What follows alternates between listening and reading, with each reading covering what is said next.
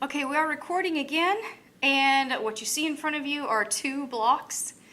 The angle of the fault plane is pretty steep, but I will tell you that on your left is the hanging wall, on your right is the footwall. The hanging wall is above the fault plane.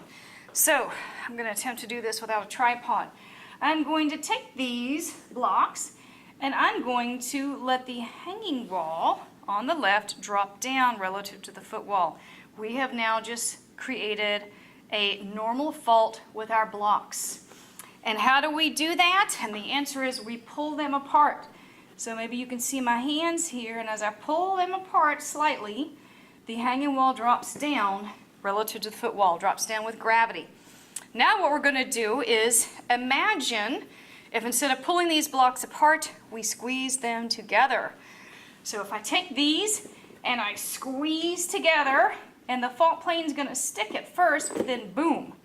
Eventually, the stresses on the fault plane from squeezing will overcome the strength of the rock, and we will have movement. We will have the hanging wall move up relative to the footwall because we squeeze the blocks together.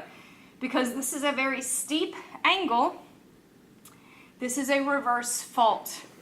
One more thing we could show here to, again, try to explain hanging wall and footwall is if I pull these two things apart, we can have my stick figure rock climbing person, which I'll demonstrate here with my fingers, hanging from the hanging wall by their hands, or their feet could be on the footwall.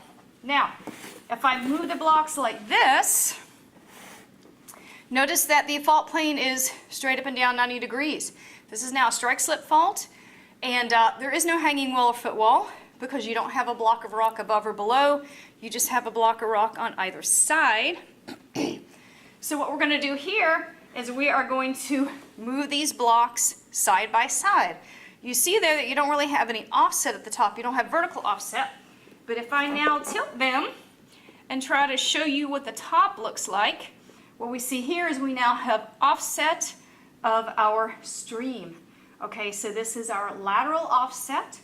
This is what happens in the case of a strike slip fault. Lateral offset. Okay, I think that concludes our lesson for today.